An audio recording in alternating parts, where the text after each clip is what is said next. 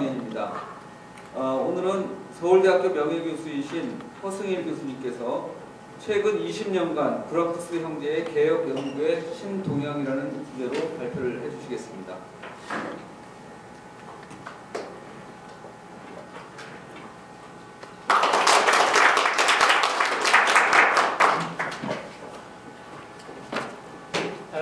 우선 이 귀한 자리에 초청해 주신 김병남 대통령님, 그리고 대학교 인사하신 이보영 선생님, 전환도 대표, 그리고 동명대 후배 제자 교수들이 이렇게 부르셔서 무척 영광스럽게 생각하고 또 기쁘게 생각합니다. 저는 1960년 4.19 나던 해에 대학교 1학년에 들어갔습니다. 그 다음 해에 이제 군사정권이 들어섰는데, 그때 이제 쌀값이 폭등해가지고 동해에서 이 방출미로 이제 져가지고, 그래서 브락스 형제의 그 공물법이라든가 농지법에 이제 관심을 갖게 돼서, 그러다 보니까 이제 관심을 갖기 시작한 지가 벌써 50년이 훌쩍 넘었습니다. 30년이 지난 후에, 그러니까 지금부터 이제 20년 전인데 책 원고를 하나 썼습니다. 그래가지고 이제 책을 내려다 보니까 너무 미심쩍은 것이 많아가지고 이렇게 옆으로 이렇게 제껴두고 20년 지났는데, 오늘 이렇게 보니까 그때 책 안 쓰기를 잘했다는 생각이 듭니다. 왜냐하면 최근 20년 동안에 브라쿠스 형제의 개혁에 관한 큰 그림이 너무나 많이 확 바뀌었기 때문입니다. 그래서 먼저 브라쿠스 형제의 개혁 연구의 백그라운드, 서양 사람들은 백그라운드라는 말을 잘 쓸 것 같아요. 한번 써봤는데, 백그라운드로서 그 첫째 데모그래피, 두 번째 습우르비움, 이렇게 나눠서 하도 복잡하다라고 해서 간결 명료하게 핵심적인 것만을 간절해서 말씀드리겠습니다. 데모그래피라고 하는 것은 고대 인구의 그 사이즈, 구조, 변동사항 같은 것을 공부하는 건데, 데모수를 그래프로 이렇게 보여준다. 그래서 이제 데모그래피. 문제가 되는 것은 아우구스투스 시대, 즉 기원전 28년에 센서스 조사를 했는데 그때 406만 3천 명이라는 수치가 딱 나옵니다. 그리고 그보다 앞서서 로마 공화정 말기 맨 마지막으로 센서스 조사를 한 게 기원전 70년에서 69년인데 그때 91만 명입니다. 근데 42년 동안에 어떻게 4배가 넘는 시민수가 4배가 넘게 이렇게 훌쩍 뛰어가지고 이제 크게 이제 기록되는가? 이것이 데모그래피에 관한 오늘날의 그 논쟁의 핵심입니다. 406만 명이라고 하는 것을 어떻게 설명할 수 있는가? 여기에 대해서 3가지의 카운트가 나와 있습니다. 첫 번째가 그 로우 카운트고, 두 번째가 하이 카운트, 세 번째가 미들 카운트.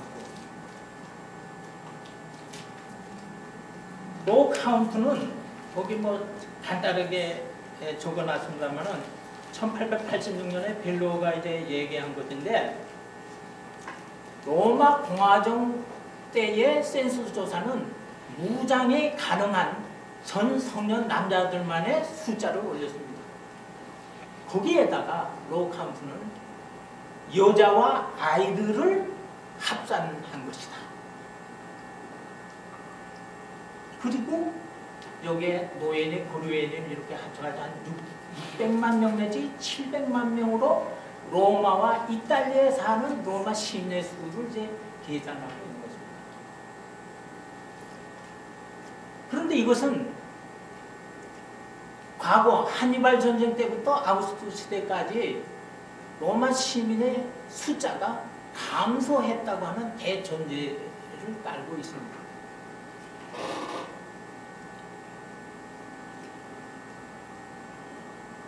그러다가 1994년, 저는 이걸 아주 기념비적인 해라고 보는데, 이탈리아의 엘리오로 카시오가 아니 무슨 소리냐, 406만 명이라고 하는 것은 로마 공화정 때와 꼭 마찬가지로 무장이 가능한 전 성년 남자 시민들 아니다. 거기에 가족들, 노예 이렇게 합치면은 로만 이틀리의 인구 수는 1200만 명에서 1400만 명으로 잡을 수가 있다. 그러니까 6, 700만 명이 1200에서 1400만으로 뛰는 것입니다. 이렇게 되니까 이제 로마 역사가들이 크게 당혹하지 않을 수가 없었습니다. 아니 1200, 1400만 명? 그럼 그거를 어떻게 그 농업 생산성 뭐 이런 거 따져 어떻게 식량으로 이제 먹여 살릴 수가 있었느냐? 그리고 노예는 그럼 어떻게 됐냐? 로캄프에서는 자유시민의 숫자가 줄어드니까 외국에서 들어온 노예들로 이제 그걸 채웠다고 이렇게 하는데, 그러면 하이캄프에서는 자유인의 숫자가 늘어났는데 그러면 노예는 그럼 어떻게 되냐고, 그 비중이 그만큼 줄어들 수밖에 없습니다. 여기 이제 하이캄프의 그 기본 전제는 멜도스의 인구 법칙에 의해서 인구는 점차 늘어났다고 하는, 증가했다고 하는 것을 대전제로 알고 있기 때문입니다. 그래서 샤이델의 말대로 만약에 우리가 하이캄프서를 수용한다면 로마 역사는 다시 새로이 쓰여져야 할 것이다. 이런 데까지 나오게 됐습니다. 그래서 이제 이렇게 고민을 하는 가운데에 2013년 작년입니다. 뭐 빠르게는 2008년이라고도 합니다만은 그 네덜란드의 라이덴 대학의 그 사스키아 힌이라고 하는 젊은 여자 박사가 박사 논문으로서 쓴 것이 미들카운트 그 내용인데, 이 힌 박사는 406만 명이라는 것을 어떻게 설명하냐면 무장이 가능한 전 성년 남자 시민의 숫자에다가 과부와 과들을 플러스 시킨 것이고, 그리고 이제 거기에 가족들 또 노예 이렇게 시키면은 한 800만 정도, 노예 수를 갖다가 한 130만 명, 자연 수를 670만 명 이렇게 해서 800만 정도를 이렇게 생각할 수가 있다. 이런 숫자를 이제 제시했습니다.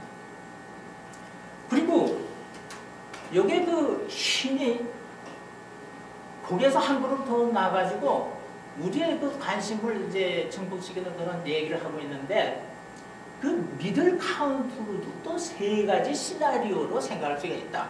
그래서 최저 인구수를 뭐 600여만 명, 최고 인구수를 1200만 명, 그리고 중인구수를 가운데 중간 인구수를 한 800만 명, 이렇게 세 가지 시나리오로 생각을 할 수가 있다.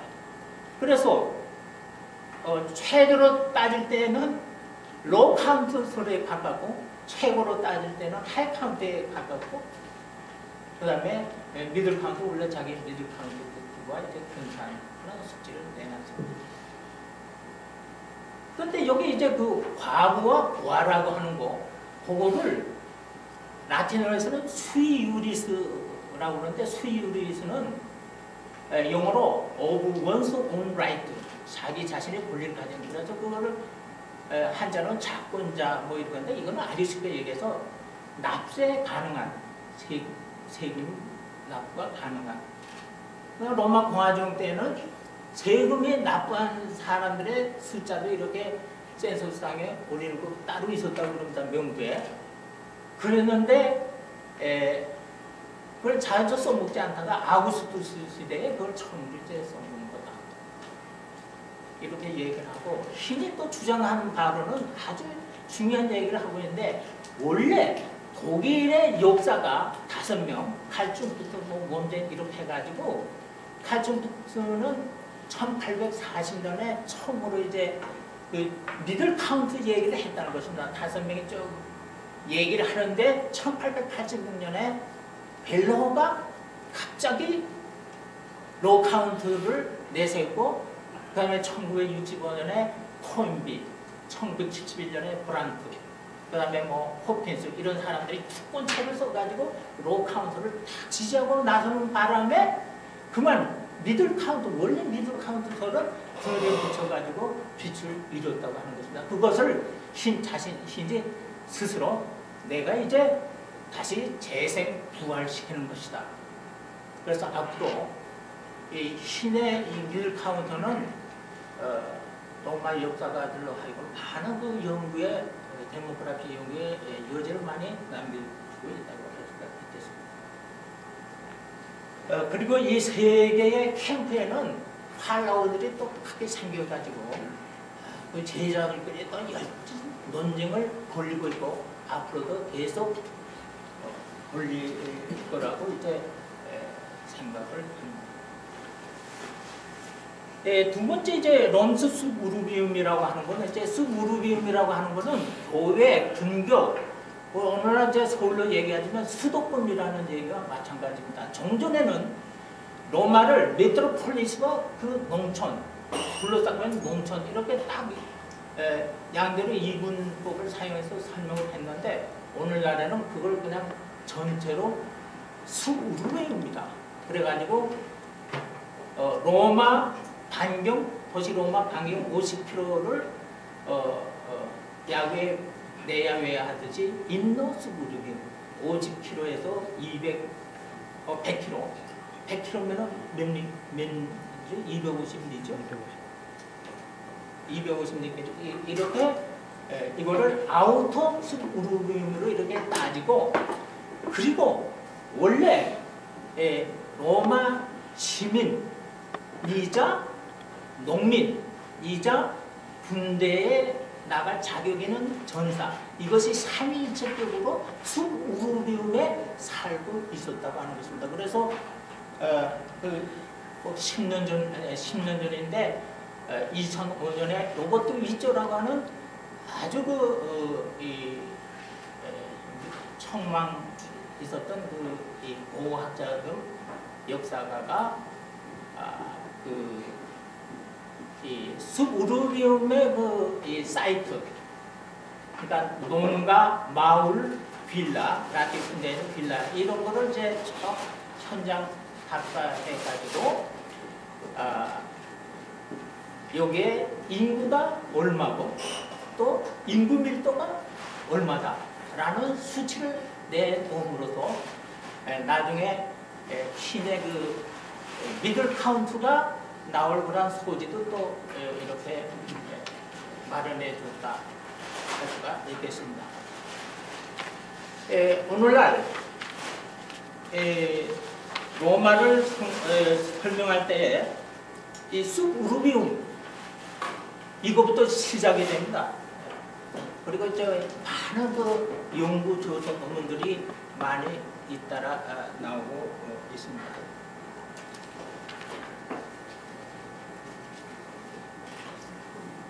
첨언할 것은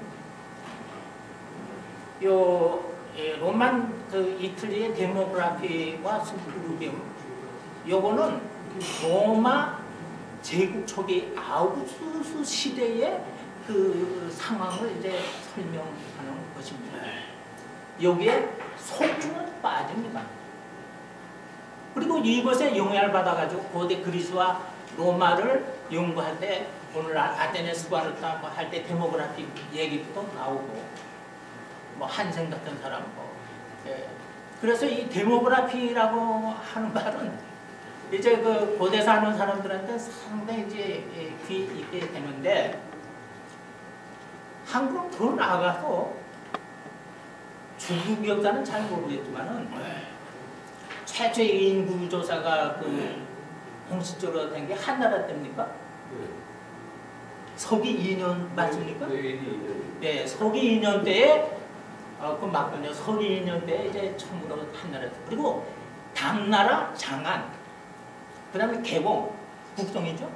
송 거기도 이제 공식적인 센서서 조사를 해가지고 한 것이 있는데 이것을 아우구스투 시대에 그거와 결배해가지고 연구하는 업적들이 이제 나오고 있습니다. 이를테면 샤이델 같은 사람은 차이나하고 이제 로마와의 인구 뭐 해가지고 책도 이렇게 쓰고 있습니다. 제가 이 부크를 가지고 있으니까 혹시 그 동양 중국사나 이제 우리나라 한국사 할 때 좀 하다 그러면 좀 이렇게 연락을 했으면 제가 이 부크를 보내드리겠습니다.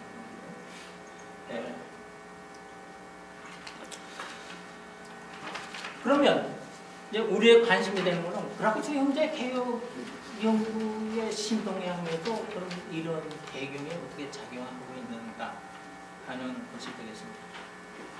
근데 원래 아우구스투스 시대의 이 데모그래피 이거를 이제 따져보게 된 것은 그라쿠츠 형제 개혁 시대를 이제 연구하다 보니까 이제 그렇게 된 겁니다. 그라쿠츠 형제 개혁의 그 연구의 신동향 첫 번째 그 라이덴 대학의 그 데딕트라고 하는 교수가 있는데 이 양반은 로 카운트의 수정소를 제기하고 있습니다. 수정소는 뭐냐면 로 카운트는 과거 2세기간의 그 로마 시민의 수가 감소하고 있었다. 라고 하는 대전인데 이걸 싹 무시하고 하이 카운트처럼 또 미들 카운트처럼 인구수는 늘어났다고 하는 거죠. 그러면 그라쿠츠 형제 시대 전후해가지고 로마 센서스상의 수치가 줄어들거나 뭐 답보 상태에 있는 거 이걸 어떻게 설명할 수가 있는가? 닉슨은 이렇게 설명합니다. 인구수는 점차로 늘어나고 있었는데 빈곤화로 인해서 가난하기 때문에 청년들이 장가를 안 가거나 가더라도 출산 기피하고 애들 교육 기피하고 특히 군대 나가기 싫어서 센서스 등재할 때 그거를 기피했다는 것입니다. 센서스 등재 기피하다 보니까 숫자 살도 이제 뭐 그대로 뭐 줄어들고 답답 상태인데 실제로는 인구수는 늘어나고 그래서 농촌에는 인구가 많고 도시에도 그래서 농촌에서는 땅을 달라고 그러고 도시에는 빵을 달라고 이제 요구했다고 하는 것입니다. 물론 사이델 같은 사람은 그 주화가 있습니다. 그 데나리우스 같은 주화가 있는데 주화 보관소가 오늘날 유럽에 이제 몇 군데 있습니다. 그 주화 보관소에 있는 주화들 이제 이렇게 보니까 로마 시민에서는 줄어들고 있었다. 라고 하는 거를 이제 논증하는 그런 논문을 이제 쓰고 있습니다만, 이 샤이델은 이제 워낙 이제 로우 카운터니까 뭐 그런 걸 하는데, 그거 제가 읽어보니까 무슨 뭐 수학 숫자 같은 거 막 내놓고 뭐 꼬부랑 글씨로 막 설명하고 그래서 무슨 말인지 모르고 그래서 그거는 뭐 그냥 제외시키고 데딕트에 이것만 이제 제가 이거는 로제라르가 이제 서평에서 썼듯이 데딕트의 요 책 한 권이 2012년에 나왔는데 여기에 당분간 그라쿠츠 형제 시대의 그 데모그래피 그거를 설명하는 교과서가 당분간 되지 않겠는가 이런 생각을 저도 하게 됐습니다. 센서사상의 그 등재 기피한 숫자는 전체 인구의 4분의 1이었다고 그러는 거예요. 25%. 이거 굉장히 큰 숫자가 되겠습니다. 30만 명이라면 4분의 1이라면 7만 5천 명이니까 얼마나 큰 그다음에 이제 두 번째 띠빌레티 솔이 있는데 이 띠빌레티 솔은 형제의 농지법은 로마의 그 숲우르비움 내에 라티푼디아 붕괴에 목적하는 목적. 이게 이제 그 띠빌레티 솔인데 1948년, 49년, 50년에 이제 세 편의 그 귀중한 원고를 내놔가지고 이 띠빌레티 학설이 그냥 거의 지배 전통적인 거죠. 지배적인 거. 오늘날도 아직 큰 영향력을 행사하고 있습니다. 이런 것이 이제 이런 띠빌레티 솔이 그 영향력을 상실하게 했다고 저는 이제 이해를 하고 있습니다.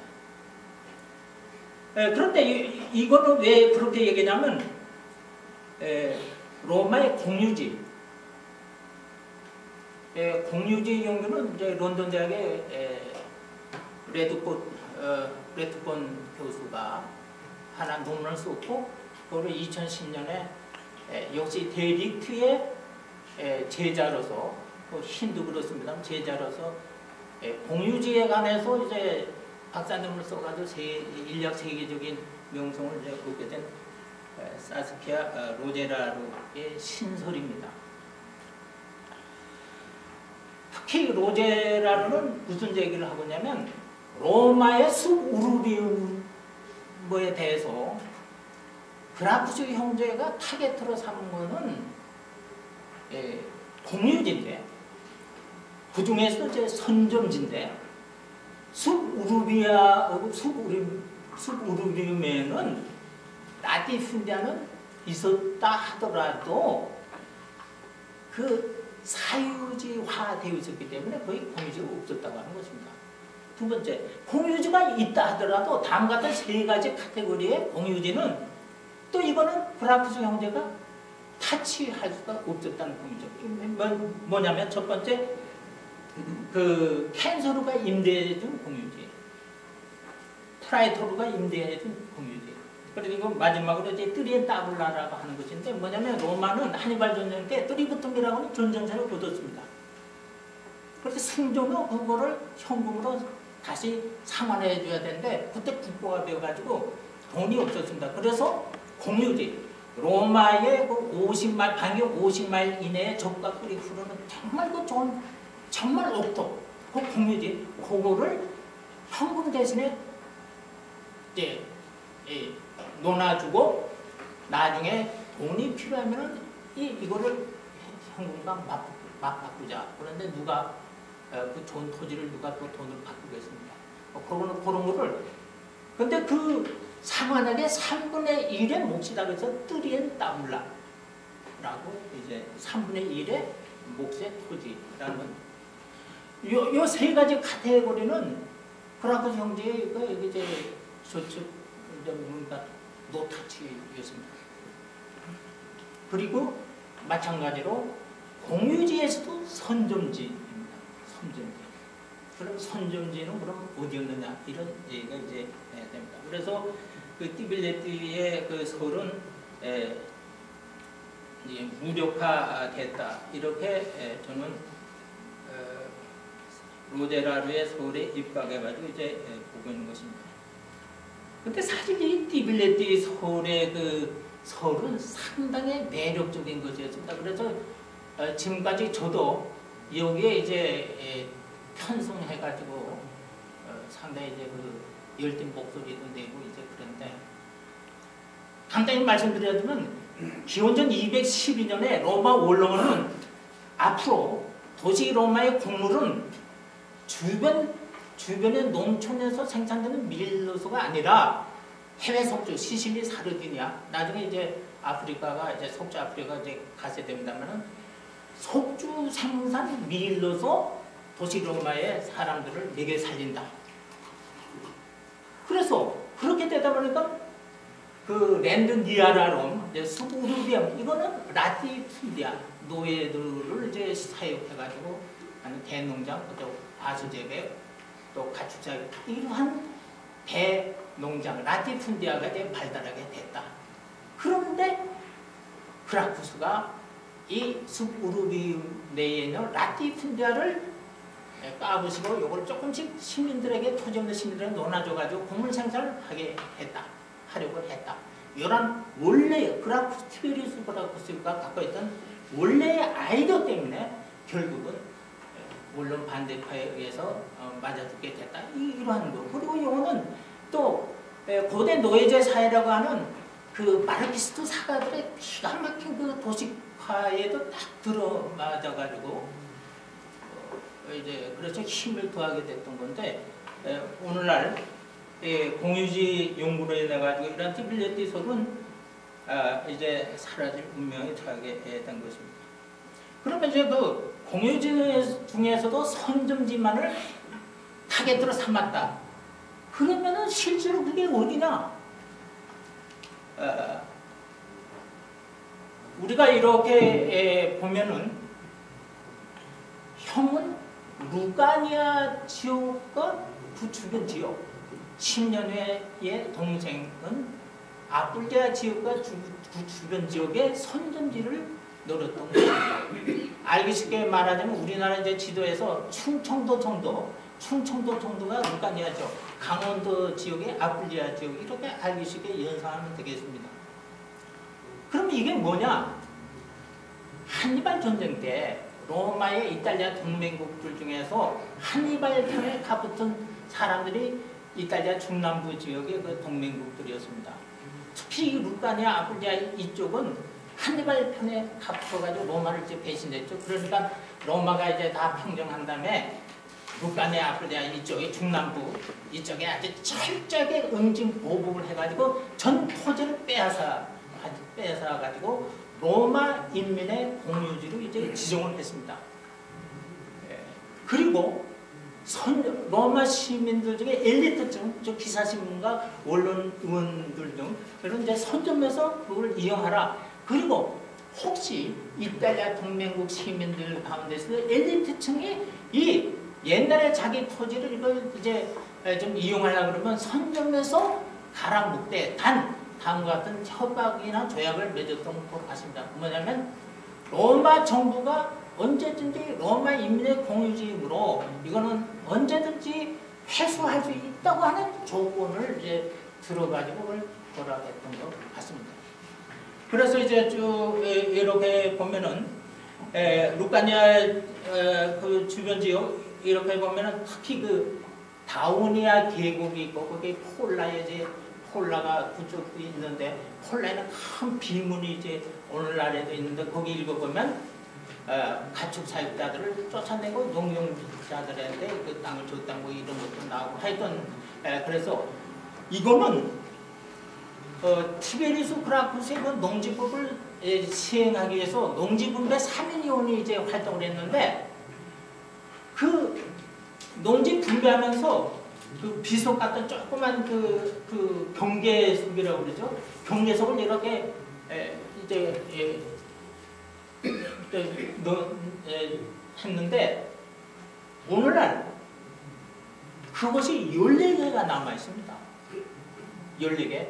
그래서 그 14개 남아있는 거를 이렇게 보면은 제가 말씀드린 루가니아, 아뿔리아 그 주변 뭐 라티움, 뭐 캄파니아 뭐 주변들 주로 루가니아와 아뿔리아 그겁니다.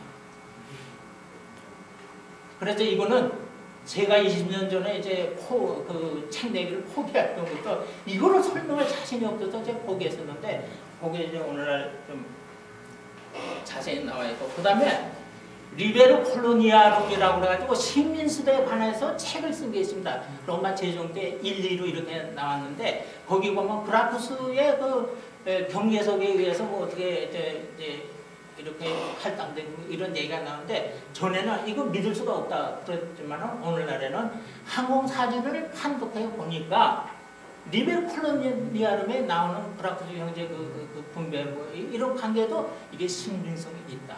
이렇게 오늘 생각을 해가지고 이 두 가지 근거에 의해서 이렇게 보는 것입니다.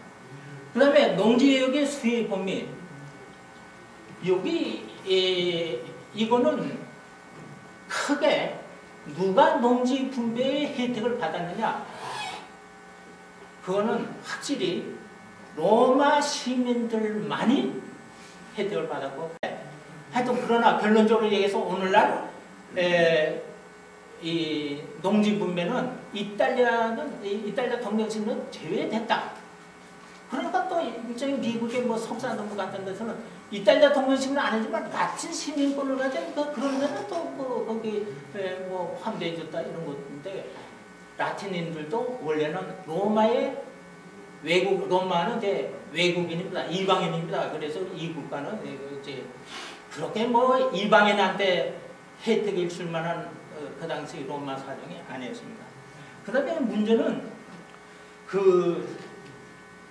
그라쿠스의 농지법에서 선점지 어느 정도까지는 이제 점유하는 것을 허용하고 그 이상은 이제 몰수한다. 보통 이제 506이라 합니다. 그리고 성년 아들이 2명 이상일 때는 한 명이면 750, 2명일 때는 1600회라까지 그 이상 3, 4, 5인 가져도 1600회까지 506회라, 752회라, 1600회까지는 이제 점유하는 것을 이제 점유를 인정하고 그 이상은 이제 뺏는다. 이렇게 되어 있는데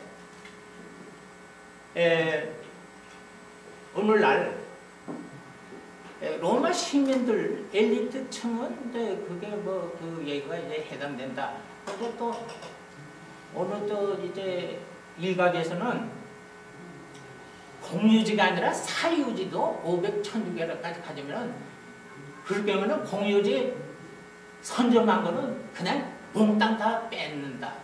뭐 이런 얘기도 이제 슬슬 나오고 있는데 저는 그에 대해서 좀 퀘스천 마크를 이제 붙이고 싶습니다. 그 다음에 이제 가장 중요한 것이 이탈리아 동맹국 시민들도 엘리트층도 로마 시민들과 꼭 마찬가지로 공유지 점유 상한선 500 내지 1600까지는 이제 점유하고 그 이상은 이제 몰수할 수가 있다 이렇게 얘기를 하고 또 오늘날 그렇게 이해를 하고 있는데 옥스퍼드 대학의 그 K라는 분이 금년 2월 달에 내는 책에서 이렇게 보니까 이탈리아 엘리트층은 토지를 다 상실하게 됐다. 그런데 K는 마음속으로 내심 전부라고 하는 것 그런 건데 차마 그 얘기를 못 쓰고 그냥 공유지 선점지 상실하게 됐다 이렇게만 쓰고 있는데 저는 이제 티베리우스 그라쿠스의 농지법은 종전에는 기원전 367년에 니케니우스 섹스티우스법의 부활이다. 그러다 오늘날에는 기원전 2세기 전반에 농지규모법의 부활이다. 이렇게 오늘 얘기했는데 농지규모법과 티베리우스 그라쿠스의 농지법 기타 이제 여러 가지 그 법을 이렇게 따져보니까 제 생각 같아서는 이탈리아 동맹국 시민들은 선점지 전부를 몰수당했던 게 아닌가 하는 강한 이제 의견을 갖게 됐습니다. 그 다음에 서여경비 그라쿠스는 이제 서여경비를 어떻게 이제 재원을 마련했냐? 그거는 아탈루스 기원전 133년에 페르가문 왕국의 아탈루스 3세가 죽으면서 페르가문 왕국을 로마에 상속합니다. 근데 그 왕실 재정의 그 돈을 그라쿠스가 자기가 농지개혁 하는데 쓰겠다. 이렇게 법을 만들어가지고 이제 농지개혁이 가능하게 됐다는 이야기가 되겠습니다. 그 다음에 가이우스 그라쿠스의 공물법. 요거는 뭐 여러 가지가 있는데 크게 한 가지. 작년입니다.